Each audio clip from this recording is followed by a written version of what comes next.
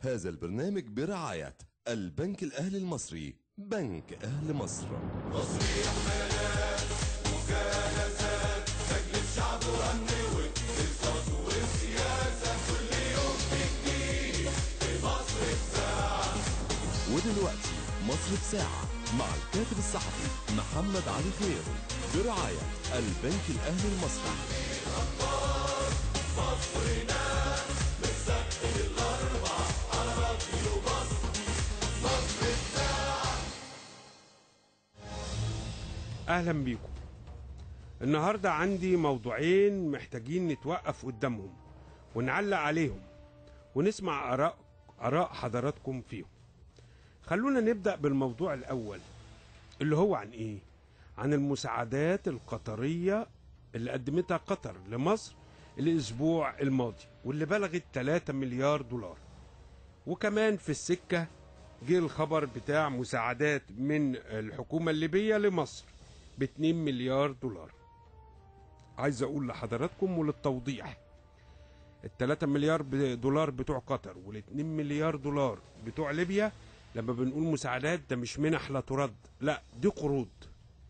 الدول بتروح حطاها عندنا في البنك المركزي وديعة، والوديعة يقدروا ياخدوها في أي وقت، بس في اتفاق جنتلمان بيننا وبين الدول دي إن الوديعة محددة المدة، هتقعد 5 سنين 8 سنين ومش هندفع عليها فايدة، لكن هي في النهاية بتنقذك. في موضوع مساعدات قطر لينا عندي هنا كم ملاحظة هبدأ مع حضراتكم فيها، وأرجو أنكم تقبلوا كلامي بقدر كبير من الهدوء ورحابة الصدر. الملاحظة الأولى، شايف أن احنا ينبغي أن احنا نشكر حكومة قطر على تقديم تلك المساعدات لمصر. ممكن البعض من حضراتكم كلامي اللي أنا بقوله ده لما بطالب بأن احنا نشكر حكومة قطر كلامه ده يضايقه، كلامي يضايقه ويبدأ يشتمني، لكن أنا هنا بتكلم بالعقل والمصلحة. العقل بيقول إيه؟ بيقول هو ينفع دولة تساعدنا نروح شتمنها؟ إيه المنطق العجيب ده؟ أنت هنا كشعب كمصري أو حكومة من حقك يا سيدي ترفض المساعدة. نقول لقطر مش عايزين ال3 مليار دولار، أو نسأل حكومتنا بصوت عالي ونقول لها مساعدات قطر لينا مقابل إيه؟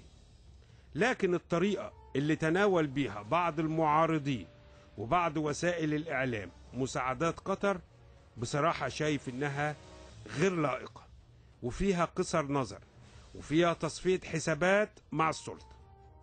لازم كمان حضراتكم تعرفوا إن قطر هي الدولة الوحيدة اللي قدمت مساعدات قوية ومستمرة للحكومة المصرية. عارف إنك متضايق وبتقول هو إحنا هنقضيها سلف كده على طول وهنرحل الأزمات للأجيال الجاية؟ كلامك ده كلام صح وحقاني وكلام ناس عاقلة، بس يبقى ندور ونلف ونوجه أسئلتنا لحكومتنا مش لقطر. هي قطر ذنبها إيه؟ نقول لها يا ناخد الفلوس ونشكرها، يا نقول لها لا شكرا يا قطر احنا أغنياء ومش محتاجين فلوسك وكيفين نقف على باب صندوق النقد الدولي علشان نستلف القرشين. تعالوا بقى نسأل حكومتنا ورئيسنا الأسئلة التالية. هو حضراتكم، السؤال الأول، هو حضراتكم هتقضوها سلف كده على طول؟ طب وإيه العبقرية لما حضراتكم تستلفوا لنا؟ ما هو أي واحد مننا لو مسك مسؤولية في مصر هيقدر يستلف على اسم مصر. الدكتور محمد مرسي رئيس الجمهورية أو الدكتور هشام قنديل رئيس الوزراء ما بيستلفش طبعا باسمه الشخصي، ده بيستلف لأنه رئيس جمهورية مصر أو رئيس وزراء مصر. هنا بنقول لمؤسسة الرئاسة ومؤسسة مجلس الوزراء، قولوا لنا إيه هي خطتكم لوقف السلف ده، لأن المديونية بتزيد. وبعدين يا ريس وبعدين يا حكومة، هو مش مفروض ال5 مليار دولار بتوع قطر وليبيا يخلونا نستغني عن قرض صندوق النقد الدولي؟ احنا كنا عايزين كام يا اخوانا من صندوق النقد الدولي؟ كنا عايزين 4800 مليون دولار. 4800 مليون دولار. ليبيا وقطر ادولنا 5000 مليون دولار، اي اكتر من القرض اللي عايزينه من الصندوق ب200 مليون دولار. كمان ليبيا وقطر وهم مدينا ال5 مليار دولار دول مش حاطين اي شروط، مش طالبين نرفع الدعم عن السلع، عن الكهرباء، عن السولار، عن البنزين. ده فلوس بيسلفوها لنا، بيحطوها وديعة وياخدوها بعد سنة 2 3 4 5 6 سنين. عايز اقول لحضراتكم ان في مسؤول كبير بوزارة المالية كان بيكلمني الخميس اللي فات وقال لي على قصة ال5 مليار دولار بتاعت ليبيا وقطر، وبعدها قال لي، ركزوا معايا في الجملة اللي قالها لي المسؤول الكبير بوزارة المالية، قال لي بص بقى يا حاج محمد براحتنا بقى في موضوع قرض الصندوق. طيب انا بكلم حضراتكم وبعثة صندوق النقد موجودة في مصر وناوية كمان تمد اسبوع زيادة، وبعدين لما البعثة قعدت مع حكومة هشام قنديل اليومين اللي فاتوا، البعثة صندوق النقد الدولي حطت شروط قوية علشان يوافقوا يدونا القرض. كمان خلوا بالكم القرض ده اللي احنا طالبينه 4800 مليون دولار، البعثة مش هتديهولنا كده دفعة واحدة، يعني مش أول ما هنمضي هتحول لك الفلوس، لا ده هتحول لك دفعات. يعني يا مصر خد ال 100 مليون دولار دول الأول، بعدها بكام شهر وهكذا تاخد دفعة تانية. يعني الصندوق وهو قاعد مع الحكومة قال كويس ان الحكومة رفعت سعر البوتاجاز وبنزين 95، ده الصندوق اللي بيقول صندوق النقد الدولي، بس كويس ده بالنسبة للصندوق. لكن البعثة كملت وقالت ايه للحكومة؟ لكنه مش كفاية، احنا طالبين حاجات اكتر من كده. صندوق النقد الدولي طالب من الحكومة انها ترفع سعر بنزين 92 فورا. طالبينها ايه؟ فورا. يعني الحكومة انت تصحى الصبح كمواطن تلاقي الحكومة بتقول لك بكرة يعني وانت داخل تمون كده يقول لك البنزين 92 ب 3 جنيه ب 4 جنيه. زي اللي حصل في سعر انبوبة البوتاجاز لما نمنا وهي ب 4 جنيه صحينا لقيناها ب 8. كمان بعثة صندوق النقد الدولي طالبة رفع سعر السولار فورا، مفيش حاجة بقى اسمها جنيه و10 ساخ، وطالبة رفع سعر الكهرباء.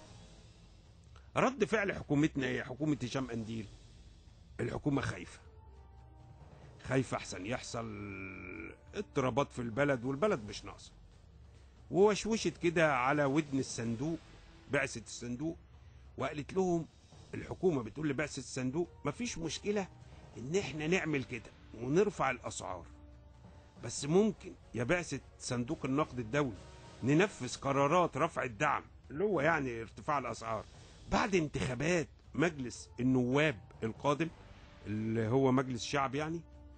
لكن صندوق النقد الدولي راكب دماغه وعاوز التنفيذ النهارده قبل بكره. ليه؟ لانه اعضاء صندوق النقد الدولي مش مرشحين نفسهم في الانتخابات البرلمانيه بتاعت مصر، ما يلزمهمش. الاهم بقى ان بعثة صندوق النقد الدولي راحت عامله حركه معلمه، حركه التفاف، وطلبت الاجتماع بقاده جبهه الانقاذ علشان ياخدوا رايهم في موضوع القرض.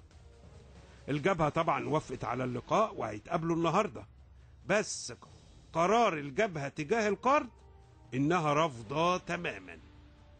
عايز بقى اخدكم ورا شويه كده، لما الاخوان كانوا بيمثلوا الاغلبيه في مجلس الشعب اللي صدر قرار ببطلان انتخابه، يعني كانوا بيمثلوا اغلبيه نسبيه، يعني هم ما كسروش حاجز ال51 لكن كان ليهم الاصوات الاعلى. فاكرين بقى دكتور كمال الجنزوري لما كان رئيس الحكومه كان طالب قرض قيمته 3200 مليون دولار، قرض قليل من الصندوق. الاخوان وهم في البرلمان قالوا لا، احنا ليه الجنزوري يجيب لنا قرض ويلبسنا في الحيطه؟ نستنى لما احنا نمسك الحكومه وساعتها هنوافق يا نرفض. الجنزوري قال لهم يا اخوان طب يمين طب شمال خلينا نعدل قالوا له لا ابدا. الايام تلف وجبهه الانقاذ تعمل نفس الموقف في الاخوان وتقول لا احنا مش عايزين القرض. شفتوا الايام بتلف ازاي؟ الايام دول ازاي؟ وكما تدين تدان. حبيت احكي لكم القصه من طقطق لسلام عليكم، بس ده يخلينا قبل ما نقفل حكايه مساعدات قطر وقرض الصندوق اننا نسال السيد رئيس الجمهوريه والسيد رئيس الوزراء سؤالين. السؤال الاول، هل مصر لسه فعلا محتاجه قرض صندوق النقد الدولي بعد ما ليبيا وقطر ادتنا 5 مليار دولار؟ ما الفلوس دي ما كانتش منظوره، يعني ليبيا وقطر احنا ما كناش حاطين في حسابنا ان قطر هتدينا 3 وليبيا 2، علما بان الوديعه بتاعت ليبيا وقطر اكتر من قيمه القرض اللي احنا عاوزينه من الصندوق. وبعدين الصندوق فرض شروط، اول ما هيشممك يا حكومه 100 مليون دولار لازم تكون رافع له سعر البنزين. حتى لو انت يا حكومه ناويه حتى ترفعي سعر البنزين، بس اكيد هتكوني رحيمه بالشعب الفتره دي وتقول الدنيا بايظه والاسعار غاليه والدولار طالع فوق والجنيه نازل في الارض، فممكن ترفعيه شويه شويه. لكن لو دخلت عب الصندوق هيقول لك يلا يا حكومه نفذي. ده السؤال الاول. يبقى السؤال الاول اللي انا بساله للسيد رئيس الجمهوريه والسيد رئيس مجلس الوزراء، هل مصر لسه فعلا محتاجه قرض صندوق النقد الدولي بعد الوديعه الليبيه القطريه اللي قيمتها 5 مليار دولار؟ يا ريت ناخد منهم رد. السؤال الثاني للسيد رئيس الجمهوريه وللسيد رئيس الوزراء، هو انتوا امتى هنبطل سلف من الخارج؟ وامتى هنعتمد على نفسينا؟ وبعدين فين خطط الرئاسه والحكومه لانعاش اقتصادنا؟ يعني انتوا ليه ما بتفكروش تحلوا مشكله السياحه؟ والسياحه دي تقدر تدخل لنا ذهب. فين؟ ليه ما بتحلوش مشاكل التصدير للخارج؟ انا ليا اصدقاء مصريين لسه راجعين من الكويت، قابلتهم امبارح قالوا لي ما فيش اي صنف خضار مصري معروض في الكويت، لا طماطم ولا بطاطس. واحد منهم كان بيحكي لي بيقول لي ده في محل عالمي فاتح فروع في الكويت كان معتمد على البطاطس المصرية. قلت له ازاي يعني؟ قال يعني انت كده تروح واخد عيلتك وراح المحل ده، يجيب البطاطسايه المصرية الكبيرة دي غسلها ومش مقشرها، ويروح مدخلها الفرن مسخنها كده او مسويها، ويروح فاتحها نصين بعد ما تستوي، ويحط فيها كمية بقى حاجات جميلة كده، كاتشب، اي حاجة، ويبيعها لك. يقول لك تتاكل بالمعلقة اكل. المحل ده نتيجة عدم تصدير البطاطس المصرية للكويت قفل. تخيلوا، في محل عالمي ما اقدرش اقول اسمه عشان القطاع الاقتصادي بيقف على دماغي ويقول لك ده اعلان. تخيلوا.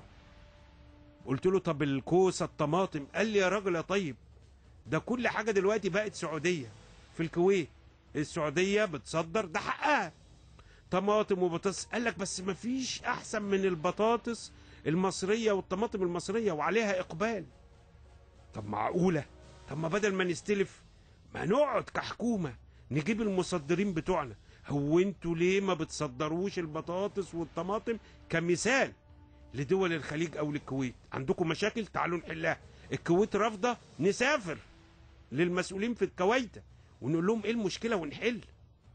بس احنا دلوقتي اسهل حاجه يلا اجري يا عبد الرحيم على الصندوق، اجري يا عبد الرحيم على قطر، اجري يا عبد الرحيم على ليبيا وقلب لنا قرشين نستلفه. يبقى عايزين نعرف ايه هي خطط الرئاسة والحكومة لإنعاش الاقتصاد بتاعنا.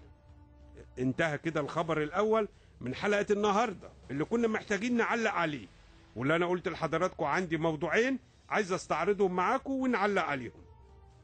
أنا في انتظار اتصالاتكم علشان تجاوبوني في موضوع قطر. هل قطر ينبغي ان احنا نوجه لها الشكر كحكومة؟ ما هو محدش يساعدك وتبقى قله ذوق تقول له تشتمه مثلا. لا خلاص انت راجل يعني 100 قول له مش عايزين الفلوس بس وخلاص. انما دي علاقات الدول يا اخوانا علاقات دائمه. يعني الحاجه الثانيه عايزين خطط لانعاش الاقتصاد المصري. وهل هنستمر ناخد القرض من صندوق النقد الدولي؟ طب ما القرشين اللي كنا عايزينهم من الصندوق قطر وليبيا ادهم لنا، ولا هو كيف السلف؟ يا ريت تكلموني من اي تليفون محمول على 2659 وابعتوا رسائلكم على رقم 92 17 6. هطلع فاصل وفي انتظار اتصالاتكم. تعليقك ايه على مساعدات قطر لينا بال3 مليار دولار وليبيا ب2 مليار دولار؟ هي مش مساعدات، هي قروض ودائع في البنك المركزي.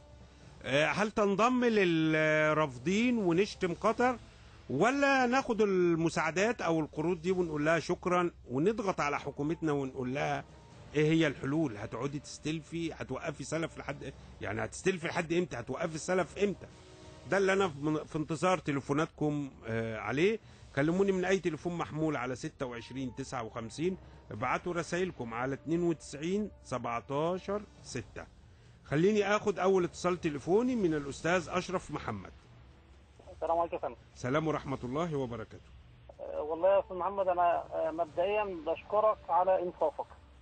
لما يكون الاخوان ولا الدكتور محمد مرسي اخطا تقول اخطا، قطر ساعدتنا وشكرناها تقول شكرناها. ده مبدئيا، وده نقطه مهمه جدا يا استاذ محمد، وده اللي ناقصنا الانصاف. اما حد يكون غلطان نقول له انت غلطان، حد يكون منصف مش على طول الخط غلطان ونوقع البلد ونخسر دوله بتساعدنا بعد ثوره، بعد حكم نهب البلد. البلد واحد. تاني حاجه بالنسبه لقرض صندوق النقد الدولي، اللي فاهمينه والناس برضه لازم تعرفوا ان مش بنجري عشان ال 4 مليار ما احنا خدناهم. ده فك امان للاستثمار الخارجي. وريت المسؤولين يوضحوا النقطه دي للناس كلها عشان الاعلام ما يشتغلش على النقطه دي. بس انا شاكر لحضرتك استاذ اشرف، وهقرا عدد من الرسائل. انا عندي سؤال مهم: ازاي نتاكد ان الفلوس اللي جايه لنا من ليبيا وقطر هتدخل خزانه الدوله مش خزانه الاخوان؟ ده يوسف جميل. لا، هي الفلوس مش محتاجه تتاكد، بتدخل مباشره البنك المركزي، وهيجي البنك المركزي كمان شهر مثلا، هو نهايه كل شهر بيطلع لك تقرير يقول لك الاحتياطي الاجنبي زاد عندي، الاحتياطي الدولاري يعني زاد قد كذا، هتلاقي فيه طلع ال5 مليار دولار. في بعض القيادات في قطر محسسانا ان الفلوس دي احسان وشغل شحاته، وكأن الفلوس دي مش هتترد. هو ده اللي يزعل. فرماوي، بص يا استاذ فرماوي، لو مسؤولين قطريين نرد عليهم بعنف، بس اعتقد ان المسؤولين القطريين اذكى من كده. لكن لو تلاسن بقى اعلامي، صحفي بيشتم هنا وصحفي هناك، يعني نرد عليه اعلاميا. لكن لا اعتقد ان حد من الحكومه القطريه، بص انا لا رحت قطر ولا اعرف قطر ولا ليا علاقات بسفاره قطر، بس انا بحلل الموضوع. لو انا خير محمد خير مزنوق في قرشين وجاري جدا القرشين، يعني عيب لما ابني يشتم جاري ده. يعني لو احنا 100 نقول لا مش عايزين. هو ده العقل يعني، او الانصاف، العدل يا اخوانا. مش عشان احنا ضد الاخوان نروح شاتمين اللي يساعد مصر. يعني الاخوان زائلون النهارده بكره بعده، جبهه انقاذ زائله، اي رئيس حكومه زائل، اللي هتبقى علاقات الشعوب. فمش عايز الامور تتوتر يعني، ونحاول نحلها، ده لصالحنا كشعب. خليني اخد استاذ محمد على التليفون. الو، السلام عليكم. السلام ورحمه الله. بحييك والله على مقدمتك الجميله دي. اشكرك يا استاذ محمد. بعد اذنك بس انا عايز اناشد وزير الداخليه من خلال حضرتك بس. اتفضل. الاميريه بقت بتتباع المخدرات علنا في الشارع. منطقه الاميريه. والاسم عنده خبر بالكلام اللي هي تبع حي ايه؟ يعتبر تبع الزيتون والاميريه مع بعض. يعني في انتشار مخدرات في منطقه الاميريه. منطقه الفردوس. ايوه كده. يبقى احنا بنبلغ وزاره الداخليه على الهواء ان منطقه الاميريه فيها انتشار كبير لتجاره المخدرات. بالظبط كده يا فندم. اشكرك. العفو يا استاذ محمد. يا عم ارحمنا وسيب الرئيس والحكومه في حالهم، ربنا يتوب علينا منك ومن امثالك. اتق الله، اتق الله انت، وشغل عقلك شويه. الرئيس والحكومه بيسمعوا البرنامج ومبسوطين، ما تقلقش يعني. والاخوان بيسمعوا، ووزاره الماليه بتسمعه، والمعارضه بتسمعه، مبسوطين يعني. مش عاجبك؟ انا قلت لك من 3 ل 4 في بعديه كده اذاعه تقدر تسمعها، تجيب لك شويه اغاني تطر اعصابك. ازاي حضرتك يا استاذ محمد؟ معلش انا مش عارف اقول مشكلتي في رساله على الهواء، معلش ده رقمي، يا ريت تكلمني ضروري، شكرا جزيلا. طب بقول لك ايه، خش على صفحه البرنامج على الفيسبوك مصر في ساعه وكلمني. وعايز اذكر حضراتكم صفحه البرنامج على الفيسبوك انا عايزكم تشتغلوا معايا عليها اكتر. يعني مفيش انا قلت لكم قبل كده عايز كل يوم 1000 لايك. عمرو خالد عنده 6 مليون لايك في الصفحه بتاعته، مش كده؟ احنا لحد دلوقتي عاملين 16000 بس، ويجي يقول لك بيسمعك عشرات الملايين. طيب اخد استاذ عبد الحميد على التليفون. الو. ايوه اتفضل يا استاذ عبد الحميد. ازيك يا استاذ محمد؟ اولا بشكر حضرتك على البرنامج زي كل الناس، وبشكرك على البرنامج لانه تقريبا البرنامج الافضل في الاعلام المصري دلوقتي وخصوصا الاسبوع، وبيلقى اعجاب. احنا طول الوقت عمرنا كله بنقضيه في العربيات، فاحنا الحقيقه من 3 ل 4 فترات ذروه في مصر، فحضرتك افضل حاجه ممكن الواحد يتابعها. اشكرك. دي حاجه. الحاجه الثانيه انا اعلامي، بعترض على الاخ اللي اتصل من شويه وقال اصله الاعلام بيشتغل بس على سلبيات، وانه القرض بتاع صندوق النقد الدولي ده صك لائتمان عشان الاستثمارات الاجنبيه. الكلام ده من وجهه نظري انه مجرد وهم بيتباع للناس علشان تصدق وتوافق على الاجراءات الاقتصاديه اللي هتحصل ورفع الاسعار ورفع الدعم عن المواطنين. في وسائل ثانيه كتير جدا لدعم الاقتصاد المصري عالميا وجذب الاستثمارات من بره، انه يكون في اراده سياسيه حقيقيه، ان تكون القرارات السياسيه اللي بتتاخد اللي بتوقع البورصه كل يوم وبتخسر البورصه مليارات المليارات بتاعت تولي الحكومه او الرئاسه بدون دخول في تفاصيل. قرارات كتير سياسيه حصلت بعد كل قرار منها لانه غير مدروس او بيتراجع التقييم الائتماني المصري مرحله كبيره جدا، وهو ده الحقيقه اللي بيقلل ائتماننا لدى المستثمر الاجنبي. خلينا استاذ عبد الحميد لان بقى 10 ثواني وهنطلع الاذان. عايز اقول لك خبر وبقوله على مسؤوليتي. احد كبار المسؤولين في الحكومه المصريه قال لي من كام يوم لما قلت له لو جات لنا مساعدات من بره هنحتاج القرض الصندوق، قال لي لا. قلت له ليه؟ مش انتوا بتقولوا ان انتوا محتاجين شهاده من صندوق النقد الدولي؟ قال لي لا ولا شهاده ولا حاجه، خلاص احنا يكفونا القرشين اللي جايين. فدي اكاذيب. ده مسؤول حكومي يعني. بس انا بشكرك استاذ عبد الحميد. وقبل ما اطلع فاصل لاذان العصر والموجز، مصر بتزرع كل حاجه تحصد كوسه. ده علي بحبك يا خير. انا احمد فريحه فرحان علشان شفت الرئيس محمد حسني مبارك. انا فلول ربنا يديم فرحك. يا استاذ محمد هم ليه متخيلين لما ياخدوا مجلس الشعب كمان ولما يرفعوا الدعم الناس مش هتخرج ضدهم؟ بالعكس الناس هتخرج في حاله رفع الدعم سواء معاهم مجلس الشعب او لا. مين قال لك مساعده قطر لينا دي بفايده 4%؟ يا سيدي بفايده نص في المية، بفايده 3%، ايه المشكله؟ بس عايز اقول لك القرض الاخير دي الوديعه الاخيره بدون فايده. هطلع فاصل لاذان العصر والموجز وارجع لكم تاني. جابر ناصر صحفي قطري كاتب على الفيسبوك من دقايق ردا على الكلام اللي احنا بنقوله او الرسائل اللي جات لنا اللي بتقول ان قطر بتشحتنا او بتذلنا. فبيقول مصر لما تعلمنا على ايدين ولادها الطب والهندسه وكل العلوم، مصر ما كانتش بتذلنا ولا بتشحتنا، واللي قطر بتعمله النهارده هو رد جزء من الدين. جابر ناصر صحفي قطري كاتب ده على الفيسبوك. اللي عنده بقى حساب على الفيسبوك يقدر يدخل ويعمل بحث ويشوف اللي قاله جابر ناصر. خليني اخد استاذ محمود على التليفون. السلام عليكم. السلام ورحمه الله وبركاته. ازي حضرتك يا استاذ محمد، ومتشكرين على المداخله الجميله ديت والمقدمه الجميله. اشكرك، اتفضل. لو سمحت، هو حضرتك بالنسبه لوزاره الداخليه هو في وزاره الداخليه ومش موجوده. ايه الجديد؟ مش موجوده. طيب نعمل ايه؟ نجيبها ازاي؟ نجيبها بالنظام بقى وهم ينزلوا يشتغلوا، عشان هم اساسا ما لهمش المزاج ان هم يشتغلوا. هو لو الضابط ان ليه مزاج انه يشتغل، لو شاف عربيه ماشيه عكس يمسكها. مش يشوف العربيه ماشيه عكس يقول له اتفضل عدي. يبقى كده انت اللي بتشجع على الغلط، مش بتشجع على الغلط. انا معاك. اشكرك استاذ محمود، وخلينا اقرا عدد من الرسائل. يا عم خير، سبب نكبه مصر هم الاخوان. نداء انا محتاج مساعده طبيه لزوجتي، عمليه في العين، تكلفه العمليه 5000 جنيه. تليفون المتصل او المستمع الكريم اللي عاوز يساعد يعني 011 16 478 573 011 16 478 573. السلف تلف والرد خساره، الرك علينا ننتج يا ناس. دي مهندسه امل العليمي. بص بقى يا خير، عندنا قناه السويس والسياحه وبلاش القرض علشان هنخش في حته ضلمه. الاخوان عايزينها خرابه. محمد مصطفى. حكومه ورئيس فاشلين. هل لنا أن نتحدث إلى سيادتكم لعرض بعض أنواع الفساد في إنشاء مجمع سكني ترفيهي إداري في أرقى مدن مصر وهي التجمع الخامس أمام الجامعة الأمريكية؟ هذا المبنى يزيد ارتفاعا عن 9 أدوار وألوانه مختلفة عن المتبع في جهاز المدينة، وبذلك فإننا نفتح الباب على مصراعي لتحويل هذه المدينة إلى عشوائيات مثل مدينة النصر التي بدأت جميلة واليوم مبانيها تزيد 14 دور. أرجو الاهتمام، واحد من الشعب المغلوب على أمره. رسالتك وصلت.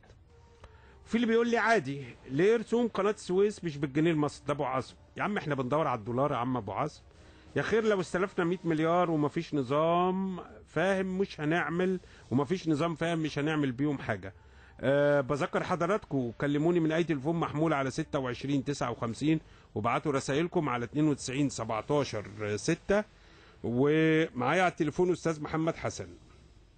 ايوه السلام عليكم. السلام ورحمة الله وبركاته. ازيك يا استاذ محمد؟ اهلا بحضرتك.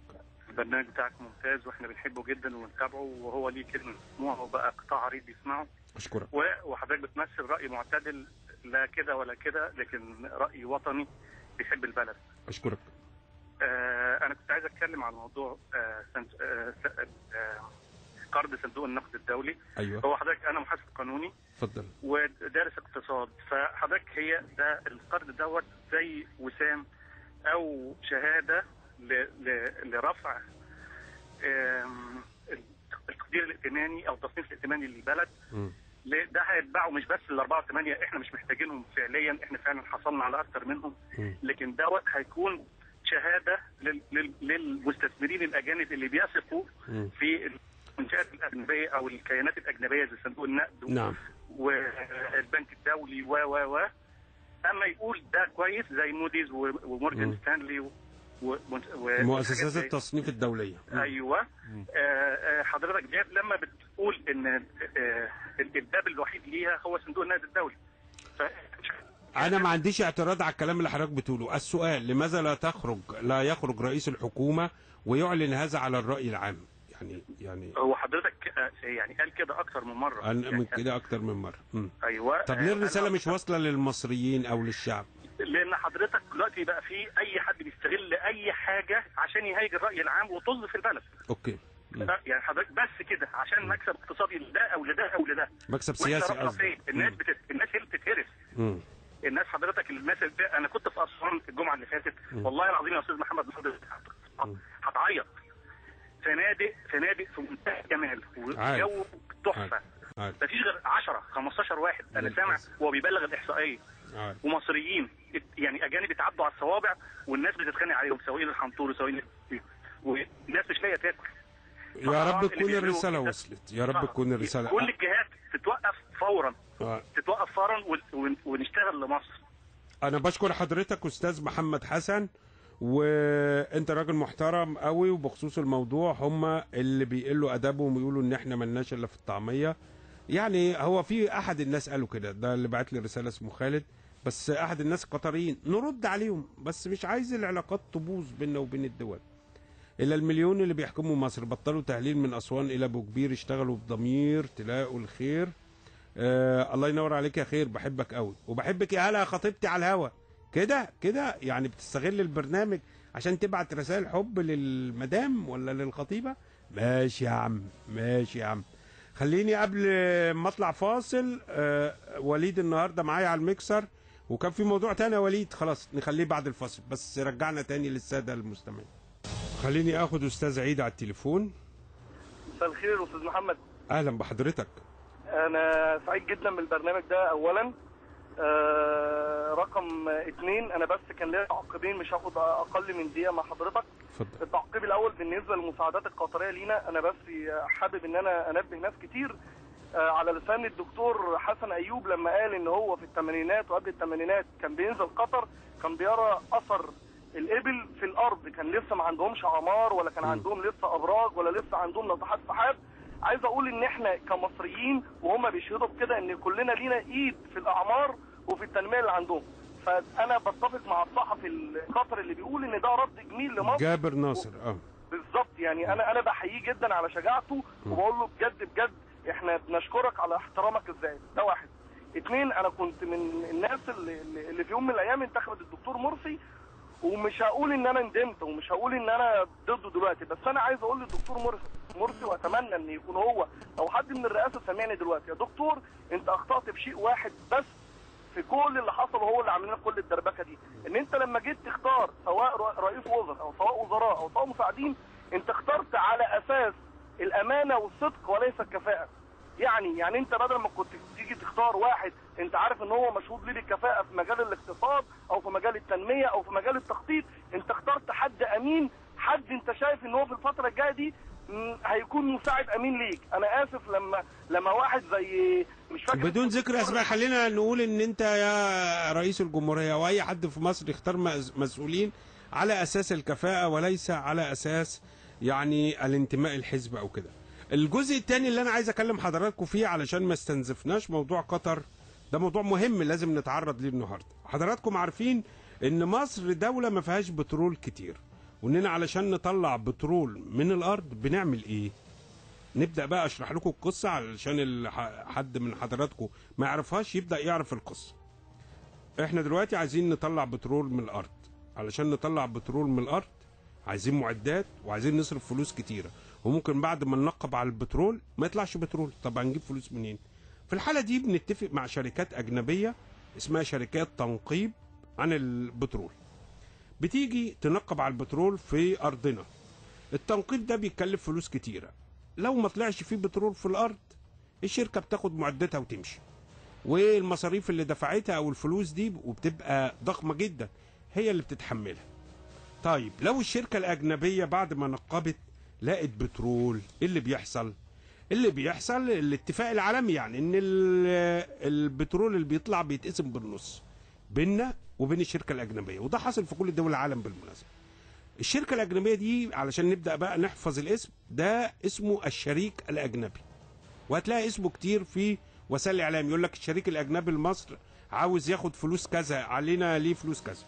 طيب مصر جت خدت نصيبها من البترول اللي طلع من الارض، والنص الثاني واخده الشريك الاجنبي، بس حصه مصر ما بتكفيش احتياجات الشعب. تعمل ايه الحكومه؟ تروح رايحه للشريك الاجنبي وتقول له اديني بترول من حصتك. طب ليه بناخد من عند الشريك الاجنبي؟ عشان ده ارخص لينا، لان البترول ده على ارضنا، مش هيحتاج يتنقل من بره الحدود ويعدي على سفن ومواني فندفع عليه شحن. المهم الشريك الاجنبي بيبقى عاوز فلوسه، لكن الحكومه المصريه هتقول له ايه؟ الحسابه بتحسب، واحنا بينا حسابات واكتشافات رايحه وجايه يا سعاده الشريك الاجنبي. المهم ان الدنيا كانت ماشيه حلو بين مصر او الحكومه المصريه والشريك الاجنبي في السنين اللي فاتت، وكل ما يجي قرشين لحكومتنا تركن قرشين كده على جنب دولار وتروح رايحه تسد بيهم الشريك الاجنبي. ثوره يناير قامت، الدولارات قلت في البلد، الدنيا باظت، المديونيه اللي علينا للشريك الاجنبي عماله تزيد. ليه؟ لان احنا كل يوم عمالين نسحب من حصته، عايزين بنزين وعايزين سولار. المديونيه وصلت 7 مليار دولار، 7000 مليون دولار، وده مبلغ كبير جدا. المهم عمنا الشريك الاجنبي، وهو بالمناسبه مش شركه واحده، دول اكتر من شركه، عمنا الشريك الاجنبي هدد انه هيلم عدته البريمات بتاعت التنقيب ويمشي. واحد زي حالاتي لما عرفت الخبر ده من 3-4 شهور قلت لاحد المسؤولين في الحكومه، كان بيقول لي الحق ده الشريك الاجنبي هيلم العده ويمشي. قلت له ما يمشي ونجيب غيره، هو هيذلنا؟ طلع يا ساده يا كرام ان البريمات والعدد بتاعت الشريك الاجنبي لو اتفكت عشان نرجعها تاني ونركبها في مصر تاخد وقت كتير قوي عشان تشتغل.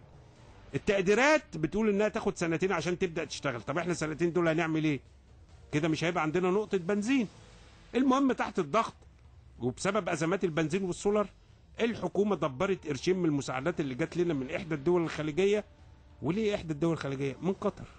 قطر مره كانت اعلنت انها تدينا 2.5 مليار دولار، اول ما دخلوا طلع منهم 1.5 مليار دولار على طول للشريك الاجنبي. الكلام ده كان من حوالي 4 شهور دفعناهم للشريك الاجنبي. دي اخبار مؤكده من مصادري. المهم انا بحكي لحضرتك الموضوع ده ليه؟ علشان امبارح وكاله رويترز للانباء نشرت تقرير عن الموضوع ده، عن ديون مصر للشريك الاجنبي، وبتقول انها ما بتقلش باي حال من الاحوال عن 5 مليار دولار. يعني الشريك الاجنبي باع لحكومه مصر بنزين، سولار، اللي انتوا عايزينه بقى كل مشتقات البترول، واحنا عمالين ناخد وفاتحين حساب على النوتة، وصلنا ل5 مليار دولار. رويترز جابت كلامها من الشركات الأجنبية المنقبة على البترول. المديونية دي بقى يا حضرات هي سبب المشاكل بتاعة السولار الشهور اللي فاتت. الشريك الأجنبي كل ما الحكومة النهاردة تقول له اديني شوية سولار بنزين، يقول لها هات الفلوس اللي عليكي. طيب انت عايزة سولار، عايزة بنزين، ادفعي الحاجات البنزين والسولار اللي انت عايزاه النهاردة كاش، وتجدولي معايا القديم ال5 مليار دولار. في فلوس يا حكومة في سولار، مفيش فلوس مفيش سولار. الشريك الأجنبي وش على طول كده. ما المديونية وصلت كام؟ 5000 مليون دولار.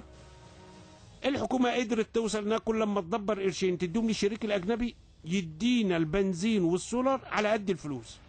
انت عايز كل يوم تاكل 5 ترغيفة، بتعدي على الفران يقول لك بص يا حبيبي انت عليك 1000 جنيه، عايز عيش جديد تدفع الفلوس. نفترض الرغيف بجنيه، يبقى ال5 ترغيفة 5 جنيه، اديته 2 جنيه يديك رغيفين، اديته 3 جنيه يديك 3 رغيفة. اذا احنا بناخد النهارده بنزين وسولار على قد الفلوس اللي بندبرها. احد المسؤولين كان بيحكي لي قصة من اسبوعين، بيقول لي الشريك الاجنبي جه للحكومة وضغط، وقال لها بصي يعني هقول ايه، هيحلف براس جده بقى. قال لهم انا عايز الفلوس، انا ماليش دعوه، انتوا بقالكم فتره ما دفعتوليش فلوس، حلوا لي المشكله. قالوا له ما معناش دولارات، هنجيب لك مليار دولار منين ولا كده.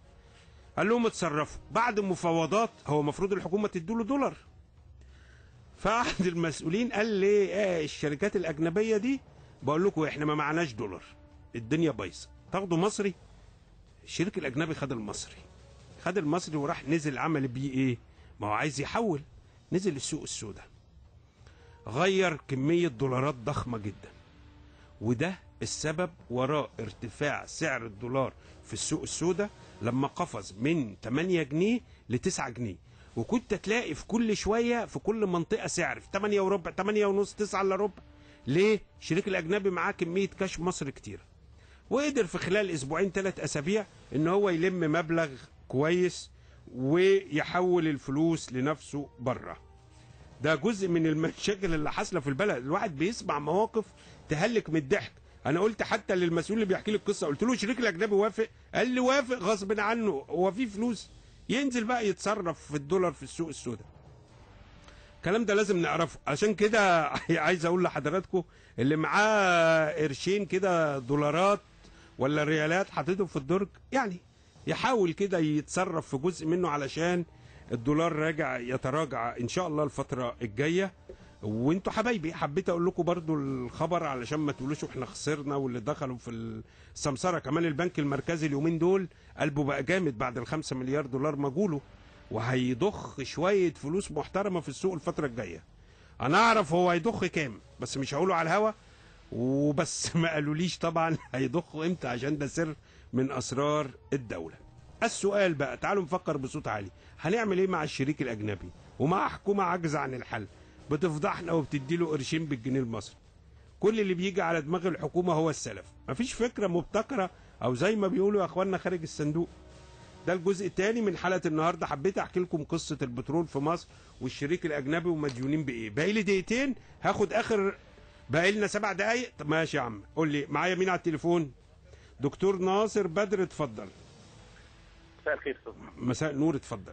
انا هتكلم في الموضوع الاولاني اللي حضرتك اثرته، هو موضوع مهم قوي بحكم اني كنت مراسل تلفزيون مصر في المملكه العربيه السعوديه والبحرين، وعشت في الخليج حوالي 18 سنه، والتقيت للتلفزيون المصري بمعظم قيادات مجلس التعاون الخليجي، وانا فاهم دماغ الناس بتفكر ازاي. اولا انا اشاركك الراي في طرحك الموضوع المحترم المحايد، انه قطر قدمت خطوه احنا كان لازم نحترم هذه الخطوه، وانا نعاقب قطر بكلام احمد علي الصحفي او غيره، لانه دي دوله شافت لمصالحها برضه، اكيد مفيش حد في عالم السياسه بيشتغل الا لمصالحه، فشافت ان الساحه فاضيه وان الكل شال ايده من مصر، فيمكن تبقى فرصه كبيره جدا ان قطر تلعب هذا الدور في هذه المرحله المهمه.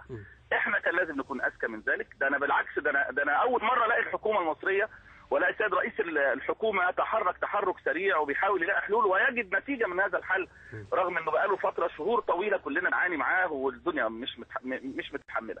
فاحنا رقم واحد كان لازم نضرب المثل لغير قطر، لانه في ورا قطر دول اخرى بتنتظر انه الحال يتصلح فتدخل تقدم ولو اي دور زي السعوديه والكويت والامارات.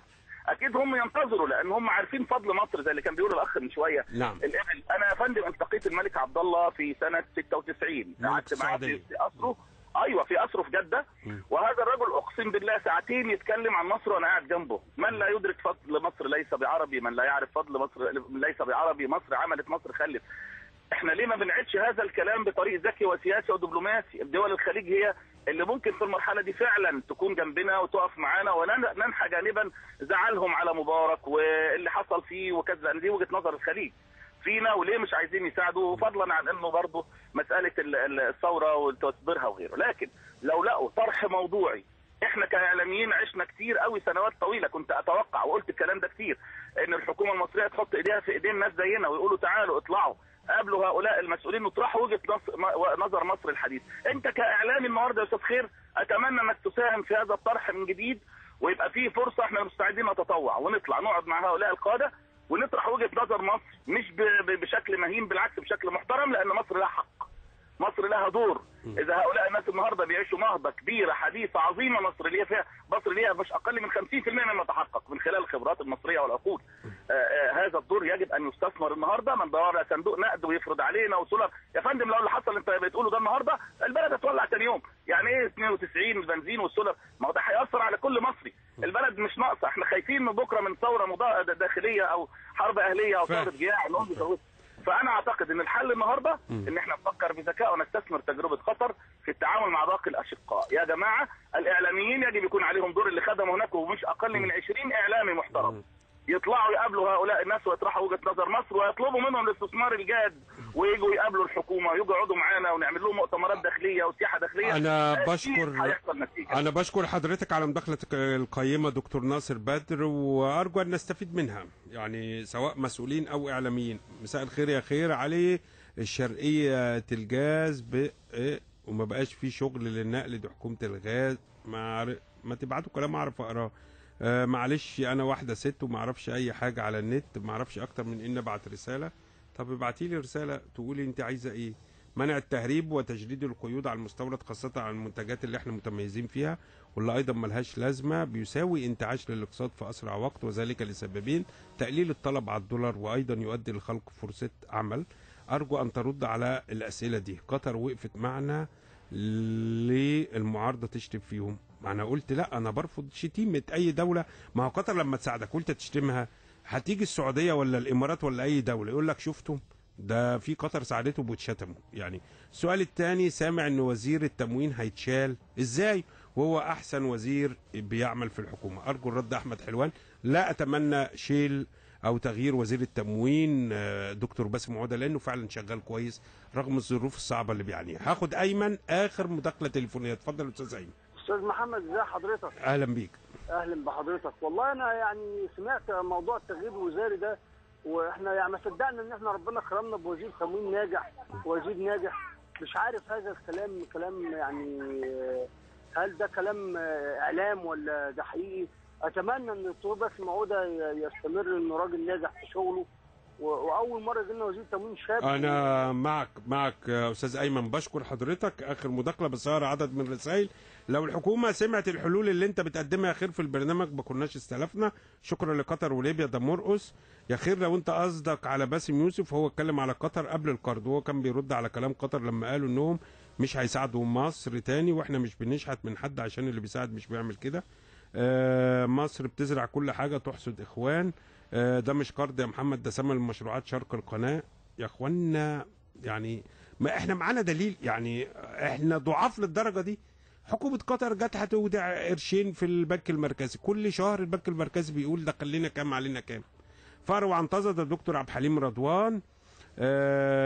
مطلوب حقن مغنيسيوم 25 مللي ومش لاقي، وصديقه بياخد 30 وحده في اليوم سعرها 90 قرش ومحجوز في العنايه المركزه.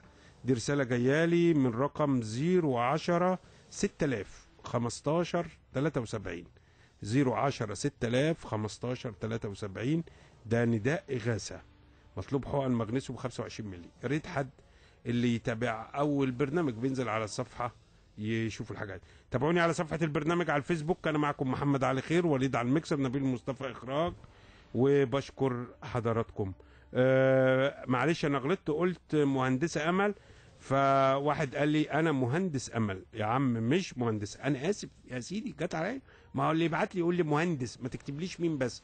ولو حد قال لي رضا هقراها مهندسة رضا. فيلا، سلام عليكم.